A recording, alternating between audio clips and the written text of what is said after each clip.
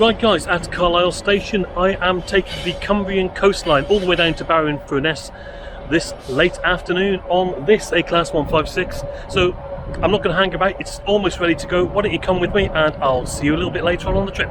Cheers for now.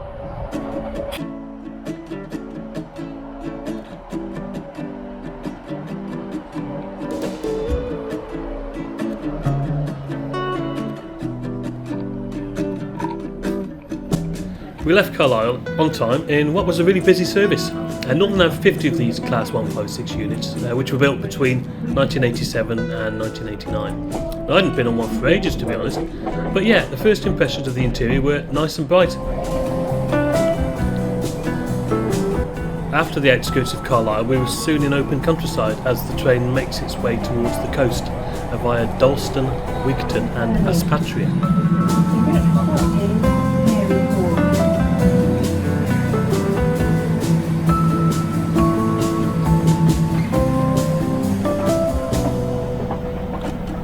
I was in a rear-facing airline style seat at first, which was fine and comfortable enough.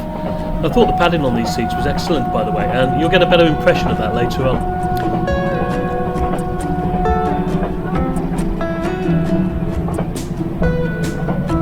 There's a fold-down table with cup space and ridges all round. I think that must help with any spillages as well. Yeah, a very solid-looking table, this.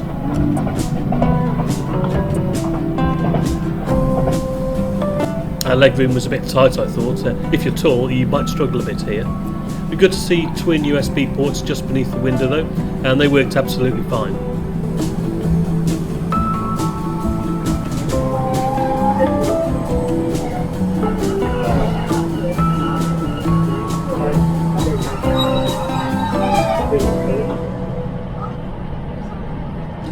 Unfortunately, the weather had turned a bit grey and there wasn't a great deal to see until we were past Flimby. Now even then, this stretch of coast between here and Harrington is not particularly inviting, but having said that, I thought it added to the dramatic nature of the area at the time of my visit. And on a good day, I reckon there would be some great views from here across the Solway Firth towards Scotland.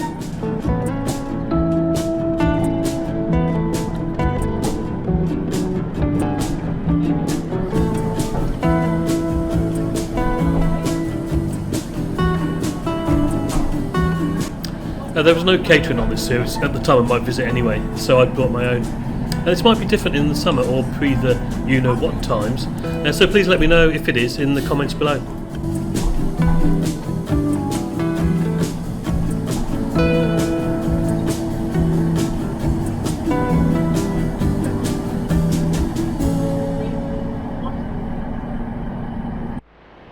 Right, so the train got quieter and quieter as we made our way south, and I was able to move to a table seat. Now, these seats look comfortable, and I found them to be just that, with generous padding on the back and the seat itself. Above the seats are storage racks on both sides of the carriage, and between some of them are these handy litter bins. Now, legroom looks a little bit tight if there were 4 of you around the table, I would say. A similar USB connectivity to the airline style seats is found in the sidewall above the table, which itself is nicely finished in this light colour wood effect and grey trim.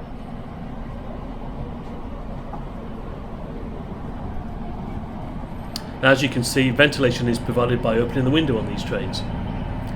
The subtle moquette goes well with the rest of the interior, which overall I think is bright, modern looking and spacious.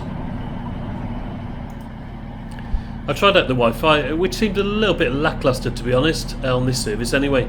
It struggled with social media pictures, but was just about functional, which is better than nothing I guess. Anyway, while I was waiting for my Twitter feed to load, I thought I'd go and do the loo review. Now the door is secured with this latch locking mechanism, and there's a long thin mirror to the left, with a couple of coat hooks in place as well. And then we have the quite small sink, but with no less than 4 integrated functions above it. The liquid soap, running water,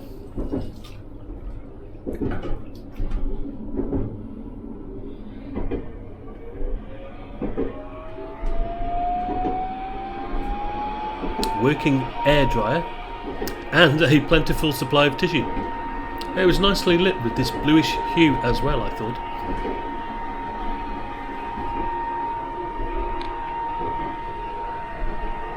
So let's have a look at whether there are any babies to exchange this evening, and no, as usual, there aren't, but it was nice and clean anyway. Here is the flush button for the toilet, and the movable handle, which I guess you can adjust depending on whether you're standing up or sitting down. A simple litter bin is provided below the baby changing area, and a floor level emergency button. There's also the emergency door release here as well. I found the toilet on this train to be very good. It was spacious, clean, and everything worked, which is all you need, isn't it, really? So absolutely full marks to Northern for this.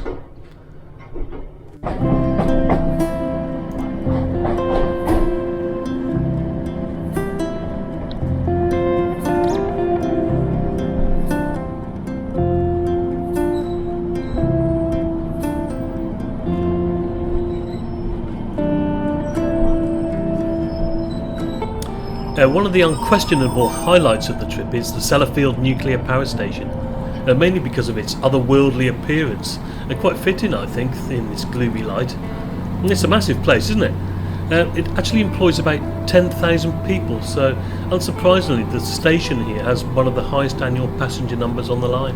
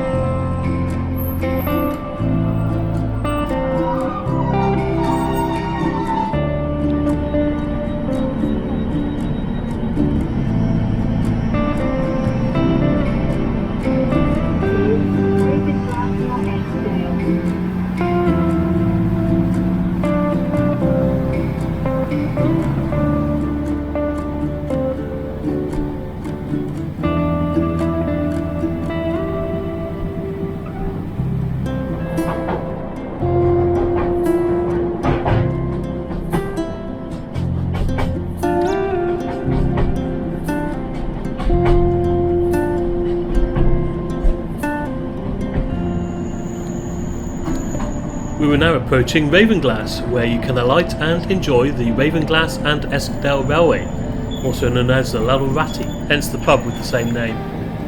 But I've done that, and yeah, I would very much recommend it.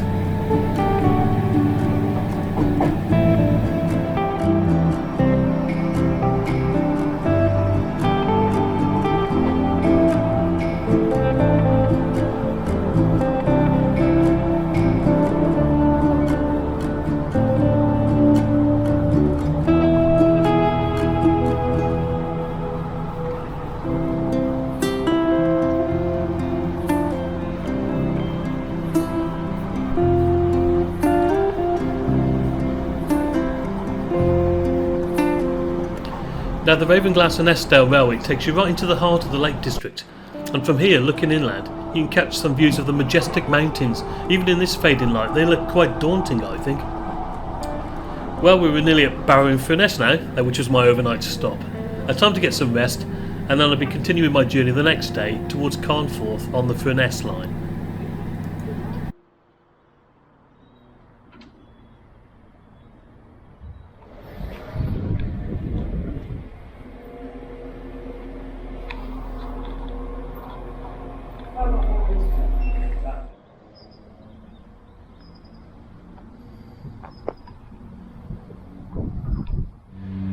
Hello guys, and I am still in Barrow-in-Furness the morning after, the night before, well, or the afternoon after anyway. And yeah, I'm taking a train from here. It's going to go down to Wigan. I'm going to get off at Wigan and head back to Shrewsbury via Vanty West Coast and Transport for Wales. So yeah, what's it going to be like? I've no idea. I've never been on this line before. It's going to take me over to Ulverston and round onto the West Coast main line. I'll tell you what, why don't you come with me and we'll find out what it's like, and I'll see you in a bit.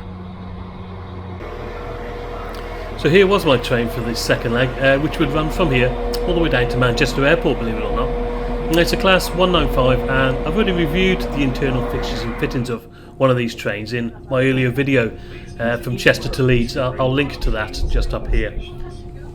We left Barrow-in-Furness on time, and before we knew it, we'd gone almost full circle at Dalton Junction before arriving into Ulverston. which had a very nice station, I thought. Incidentally, Stan Laurel of Laurel and Hardy fame was born here in 1890.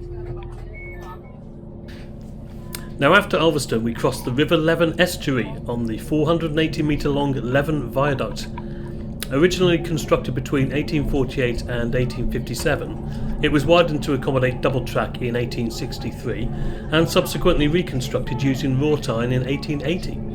Now, it's a spectacular crossing, isn't it? With wonderful views on both sides.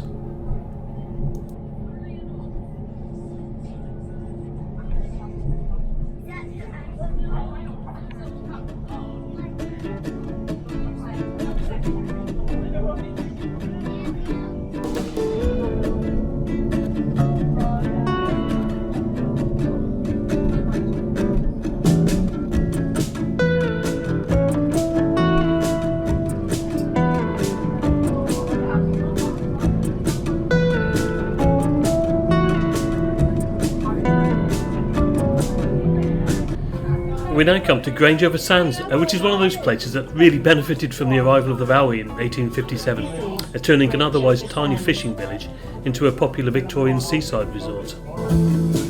And the signal box just outside the town must have some of the best views across the coast anybody could wish for.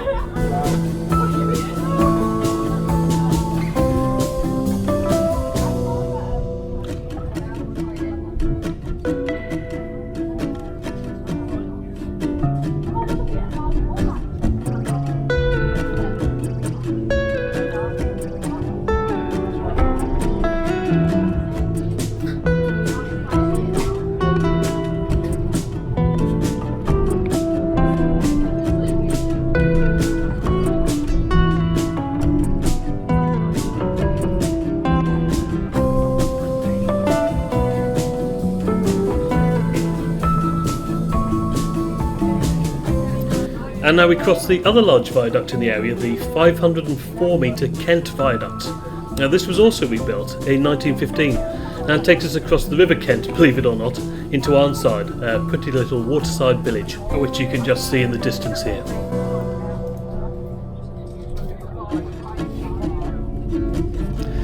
Right, so how much do you think I paid for these trips? Well, I paid £1 for the journey between Carlisle and Barrow-in-Furness, and another £1 for the second leg, which took me from there all the way down to Wigan. And that's it. No gimmicks, no manipulation of the price, no catch. Now, as I've mentioned in the previous videos, which I'll link to at the end by the way, you need to look out for the Northern Flash sales, where you can pick up any journey on their network for £1. And be quick though, as seats normally go quite fast, so it's worth signing up to their mailing lists so that you know when they're coming up. And I think you'll agree that these two trips, and the others in the series, were all examples of the fantastic bargain fares you can get on the Northern Rail network.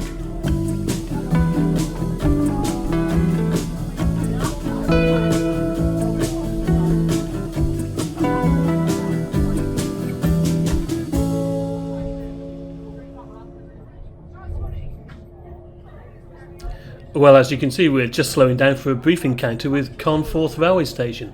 And just behind that, the many sidings and sheds which are home to the train charter company West Coast Railways. Now just look at the amazing array of locomotives stabled here, ready to take many an excited passenger on some unforgettable journey around the British Isles. Now I'd like to try one of these out myself sometime, but to be honest, I just kind of like creating my own journeys on regular trains and making my own memories. Well, I hope you've enjoyed this trip down the Cumbrian Coast and Furness lines. I think in parts they're probably a couple of the most desolate lines I've ever been on. The windswept coast, the nuclear power station, and the names of some of the stations like Nethertown, Seascale, Drigg, Silecroft and Millom. It's almost as if when the sun does shine in this part of the world, as I'm sure it does, it takes away some of its iconic bleakness. But thereafter you have the fantastic Ravenglass and Eskdale Railway, which will take you all the way into the heart of the Lake District, and the beautiful villages and towns of Grange-over-Sands, Ulverston and Arnside. And I hope this video inspires some of you to try it, and if it does, then maybe think about doing it on a rainy day or a gloomy evening like I did, and just appreciate its rugged beauty for what it is. Now thanks as always for watching. Now don't forget guys, if you want to support the channel, maybe even receive a postcard from somewhere like this or somewhere else on my travels, head over to my Ko-fi page. There's a link in the description below. And I'll see you on another adventure soon, and cheers for now.